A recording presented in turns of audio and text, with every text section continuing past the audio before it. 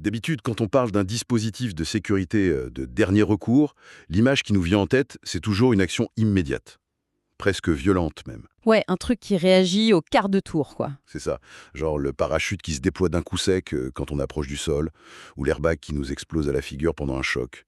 Ou même, plus simplement à la maison, le plomb qui fond direct, ou le disjoncteur qui claque pour tout couper. Tout à fait. C'est une vision très réactive de la sécurité, en fait. On conçoit ça comme un bouclier. Voilà, un bouclier qui s'abaisse vraiment à la milliseconde de l'impact pour stopper une anomalie. On adore l'idée que nos systèmes affrontent la catastrophe et la neutralisent direct. Sauf que, et c'est là que ça devient dingue quand on se plonge dans les notes de recherche d'aujourd'hui concernant la distribution électrique à grande échelle, cette belle logique d'action immédiate, elle s'effondre complètement. Ah oui, on change totalement de paradigme. Complètement. Aujourd'hui, on lance notre exploration approfondie sur un équipement que la plupart des gens ignorent totalement. Mais c'est un truc qui garantit la vie de milliers de techniciens chaque jour. Le sujet du jour, c'est le sectionneur. Un appareil vraiment fascinant. Et le grand paradoxe qui ressort de toutes nos sources, c'est qu'on parle de l'un des appareils de sécurité les plus vitaux d'un réseau électrique, et pourtant, sa caractéristique première, c'est qu'il est absolument incapable d'interrompre un courant actif. C'est vrai que ça paraît fou dit comme ça. Il y a un décalage énorme entre notre intuition du danger et la réalité de l'ingénierie électrique, en fait. Mais du coup, pourquoi on a cet appareil s'il coupe pour rien ? La confusion vient du fait qu'on mélange deux missions très différentes. D'un côté, gérer un flux d'énergie, et de l'autre, protéger physiquement la vie humaine. D'accord. La véritable fonction du sectionneur, c'est pas d'éteindre l'incendie ou de réguler le trafic électrique quand ça dérape. Son rôle unique, c'est vraiment de créer une barrière physique tangible face à un danger qui, par nature, est totalement invisible. Bon, décortiquons un peu les mécanismes derrière tout ça. Parce que si cet appareil ne coupe pas le courant quand il y a un problème, son utilité sur un réseau, elle saute pas aux yeux, quoi. C'est sûr, les sources le définissent comme un appareil électromécanique dont le but explicite est de séparer un circuit électrique de son alimentation. Séparé, pas coupé. Exactement. La clé, selon les textes normatifs, c'est d'assurer ce qu'on appelle une distance de sectionnement satisfaisante électriquement. Donc, à l'inverse d'un disjoncteur industriel qui, lui, va littéralement exploser le circuit pour arrêter un court-circuit, le sectionneur n'a aucun pouvoir de coupure, en fait. Aucun. Il ne peut pas s'ouvrir ni même se fermer si de l'énergie circule. Le disjoncteur, lui, il est conçu pour encaisser la violence. S'il y a un défaut de plusieurs milliers d'ampères, paf, il s'active en une fraction de seconde. Ces contacts s'écartent très vite. Ouais, et des mécanismes internes viennent étouffer l'arc électrique généré. Il isole le circuit d'un point de vue purement fonctionnel. Millimètre ou centimètre. Souvent dans une chambre sous vide ou dans un gaz spécial. Ah ouais, donc pour un humain qui doit aller mettre ses mains nulles sur la ligne haute tension juste derrière, cette isolation interne de quelques millimètres, c'est absolument pas une garantie de survie. Pas du tout. C'est beaucoup trop risqué. J'ai pensé à une analogie pour bien visualiser cette différence de rôle. Si on imagine que le courant électrique, c'est une immense autoroute à plusieurs voies où les voitures roulent à pleine vitesse. Le disjoncteur, ce serait le feu rouge. Ah oui, très bonne image. S'il y a un danger, bam, le feu passe au rouge, le trafic s'arrête. C'est super efficace pour stopper le flux. Mais si on doit envoyer des ouvriers faire des travaux sur l'asphalte juste après le feu, se fier uniquement à ce feu rouge, ça demande une confiance aveugle. Ouais, parce que le feu rouge, c'est juste une barrière logique. C'est une instruction informatique. Voilà, un système électronique, ça peut planter, un relais peut rester bloqué, et hop, le feu repasse au vert en plein milieu des travaux. Et là, c'est le drame. Donc l'analogie fonctionne très bien. Et pour comprendre le sectionneur dans ce même scénario, il faut imaginer un pont-levis géant qui serait situé juste derrière ce fameux feu rouge. Un pont-levis, carrément? Ouais. Une fois que le feu a arrêté le trafic, on enclenche la machinerie lourde et on relève le pont-levis. On crée un gouffre béant de plusieurs mètres. Ah, je vois. À partir de ce moment-là, même si le feu repasse au vert par erreur, même si le disjoncteur dysfonctionne et laisse passer l'énergie, c'est physiquement impossible pour le courant de traverser le vide. Cette distance physique infranchissable, c'est ça le sectionnement. Exactement. Mais du coup, ça soulève une question de sécurité majeure. Que se passe-t-il si un opérateur, par inattention ou fatigue, essaie de relever ce fameux pont-levis alors que le trafic circule encore? Oula. Si on actionne le sectionneur avant que le disjoncteur n'ait arrêté le courant en amont, Les conséquences physiques sont juste cataclysmiques. Ouvrir un circuit en pleine charge sans chambre d'extinction appropriée, c'est inviter la physique des plasmas dans le monde réel. rien que ça. L'électricité, elle cherche obstinément à maintenir son chemin. Si on écarte mécaniquement deux gros contacts métalliques alors que des milliers d'ampères les traversent, l'énergie colossale va arracher les électrons des molécules d'air autour. D'accord. Et l'air, qui est normalement un isolant naturel, Il s'ionise. Il devient un conducteur parfait. ce qui crée ce qu'on appelle un arc électrique. C'est ça. Et un arc électrique de cette ampleur, c'est de la foudre continue. On parle d'un plasma qui atteint des températures de plusieurs dizaines de milliers de degrés. Waouh. C'est bien plus chaud que la surface du Soleil. Les contacts en cuivre du sectionneur vont littéralement se vaporiser. L'air autour se dilate d'un coup, ça provoque une explosion thermique massive et une onde de choc. Donc pour l'opérateur qui a le malheur d'être juste à côté en train d'actionner la manivelle, C'est fatal. Brûlures extrêmes, lésions auditives ou visuelles irréversibles. on comprend tout de suite mieux l'injonction des manuels techniques. Il faut absolument s'assurer que l'équipement en aval est à l'arrêt avant de toucher à quoi que ce soit. C'est la règle d'or. Mais bon, la réalité du terrain, on la connaît. L'erreur humaine finit toujours par arriver. On ne peut pas juste s'en remettre à des procédures sur papier ou à la vigilance d'un technicien qui fait les 3-8. Comment la machine elle-même empêche cette manœuvre mortelle? L'ingénierie moderne s'appuie sur le concept de safety by design, la sécurité par conception. L'appareil intègre des parades physiques à l'erreur humaine. Ok, et à quoi ça ressemble sur un sectionneur? Sur les schémas techniques de nos sources, notamment ceux des sectionneurs triphasés, on remarque un détail crucial. Juste à côté des gros contacts principaux de puissance, il y a des petits dispositifs qu'on appelle des contacts secondaires de précoupure. Ah oui, j'ai vu cette mention. Mais comment ces petits contacts de précoupure, ils fonctionnent concrètement pour empêcher l'explosion, hein? C'est un principe de cinématique vraiment brillant. Imagine la grande poignée métallique que le gars doit abaisser pour ouvrir le sectionneur. Ouais. Les contacts de précoupure sont des trucs minuscules, reliés à la toute première fraction de mouvement de cette poignée. Dès que la main commence à tirer sur le levier sur le tout premier millimètre de course, Avant même que les gros bras métalliques n'aient eu le temps de bouger. c'est ça. Ces petits contacts secondaires s'ouvrent en premier. Ils ont une longueur d'avance mécanique sur les pièces lourdes. Mais à quoi ils sont reliés s'ils coupent pas la puissance eux-mêmes? Ils sont directement câblés sur le circuit de commande du disjoncteur en amont. Dès qu'ils s'ouvrent, paf, ils envoient un signal d'urgence électrique à la vitesse de la lumière vers le disjoncteur. Ah, je vois le truc. Ça lui donne l'ordre de couper le courant instantanément. Le temps que le bras de l'opérateur termine son geste et commence à écarter les gros contacts du sectionneur, genre quelques dizaines de millisecondes plus tard, Le disjoncteur a déjà fait son travail. exactement, l'énergie n'est plus là, l'arc électrique n'aura pas lieu. C'est incroyable. C'est un vrai filet de sécurité automatique. Le geste même d'ouvrir l'appareil déclenche la sécurité qui rend cette ouverture inoffensive. C'est super ingénieux. Mais bon, il y a un autre élément de sécurité mentionné dans nos documents qui est, pour le coup, tout sauf invisible ou technologique.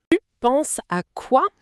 L'obligation normative pour le sectionneur de pouvoir être condamné en position ouverte, souvent par un bon vieux cadenas. Ah oui, la fameuse procédure de consignation? C'est ça. Une fois le pont-levier relevé, l'ouvrier qui va intervenir sur la ligne vient placer son propre cadenas physique sur la commande mécanique. Il met la clé dans sa poche et il part travailler tranquille. Et c'est un contraste saisissant en fait. On parle de réseaux gérés par des algorithmes complexes, des capteurs hyper réactifs, et la garantie ultime de la vie du gars repose sur un bout de laiton qu'il garde dans sa poche. C'est l'aveu que, face aux forces d'électricité, on a ce besoin viscéral de retourner à la mécanique de base, ce qu'on peut toucher et bloquer de ses propres mains. Tout à fait. Et cette mécanique brute, on la retrouve à toutes les échelles du réseau. Sauf que les lois de la physique imposent que la taille s'adapte drastiquement selon la puissance. Oui, les documents distinguent super clairement la basse tension de la haute tension. En basse tension, genre dans un environnement industriel classique, l'espace est hyper limité. On utilise souvent des sectionneurs porte-fusibles. C'est quoi exactement? On combine plusieurs fonctions dans une seule boîte en plastique robuste. Ça rassemble l'isolation de la source, la coupure d'urgence de la commande et la protection avec des fusibles intégrés. Donc tout est hyper compact. Mais dès qu'on passe à la haute tension, genre les lignes à 400 000 volts ou les postes de transformation géants, les règles du jeu changent complètement. Oh que oui!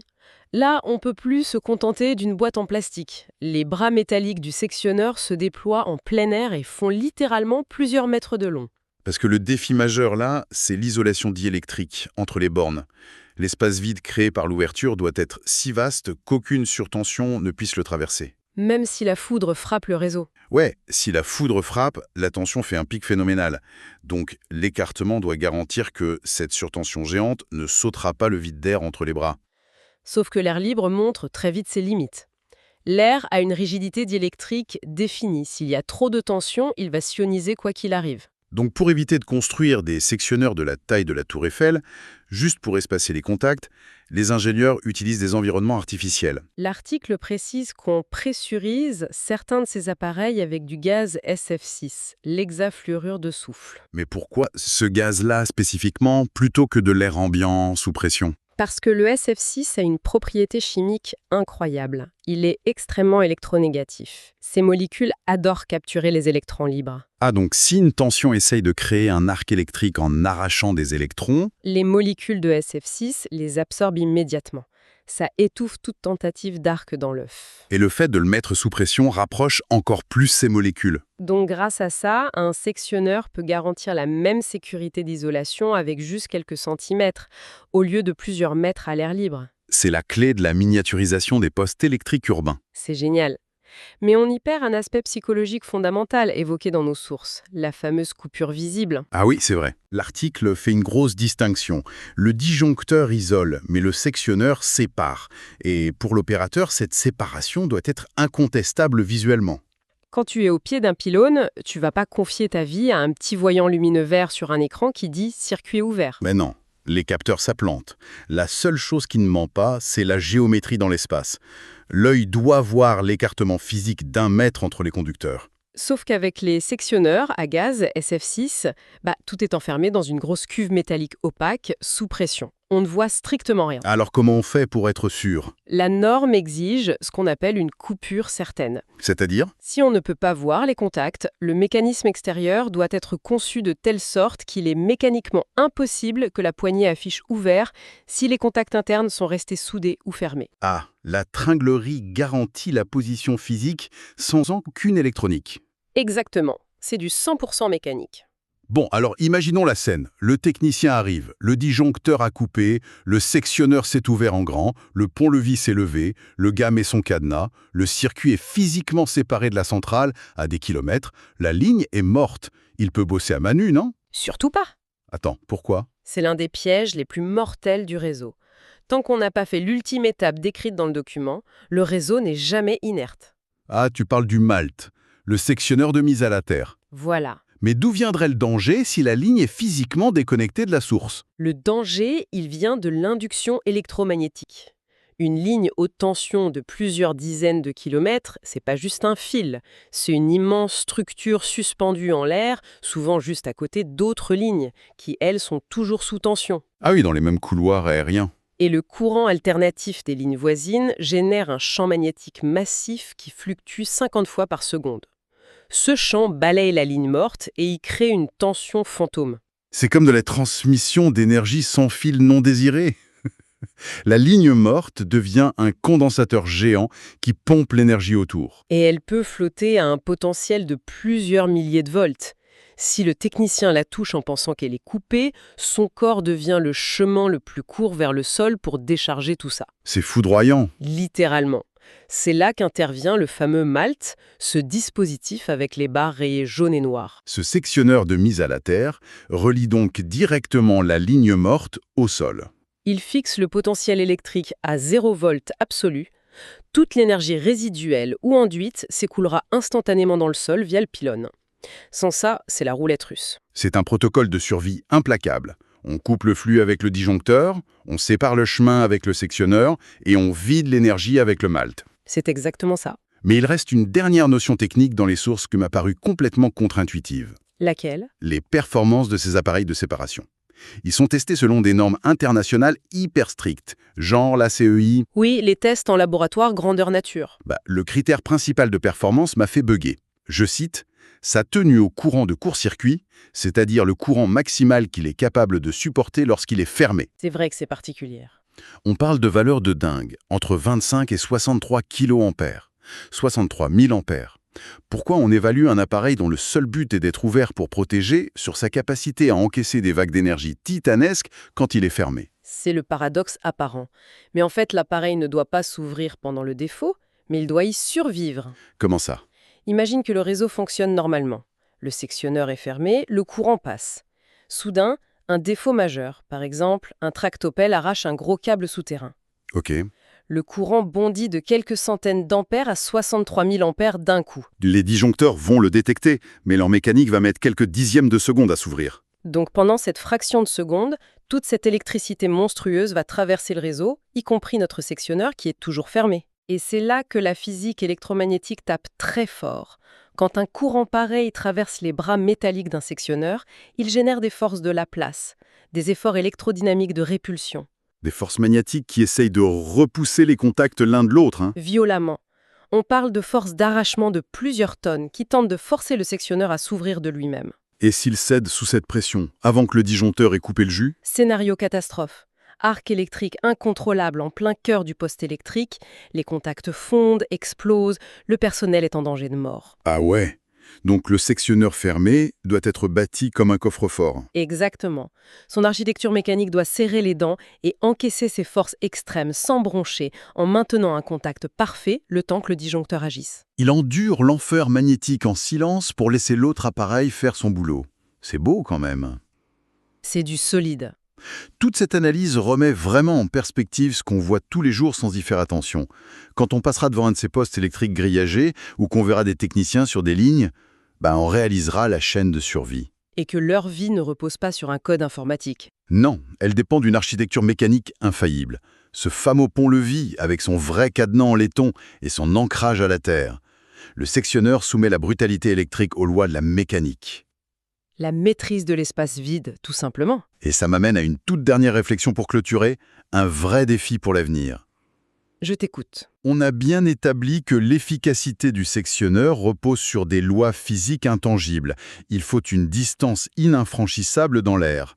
Plus la tension est haute, plus la distance doit être grande. C'est la base, oui. Pourtant, la tendance de nos sociétés, c'est l'hyperdensité urbaine. On demande des réseaux de plus en plus puissants, mais qu'on veut invisibles, enterrés et tout petits. Ouais, on veut tout cacher. Alors comment les ingénieurs vont réussir à compresser ces infrastructures mortelles dans nos sous-sols étriqués, tout en respectant ces distances vitales de sécurité au sludder? Le gaz SF6 dont on a parlé pose d'énormes soucis environnementaux. C'est un gaz à effet de serre très puissant. C'est le grand dilemme actuel, oui. Alors, devra-t-on s'en passer et réinventer la définition même du vide? C'est une vraie question sur laquelle méditer la prochaine fois qu'on allumera la lumière chez soi. Une belle piste de réflexion. C'était notre plongée au cœur de la sécurité des réseaux électriques. Merci de nous avoir suivis et à la prochaine pour une nouvelle exploration de l'invisible.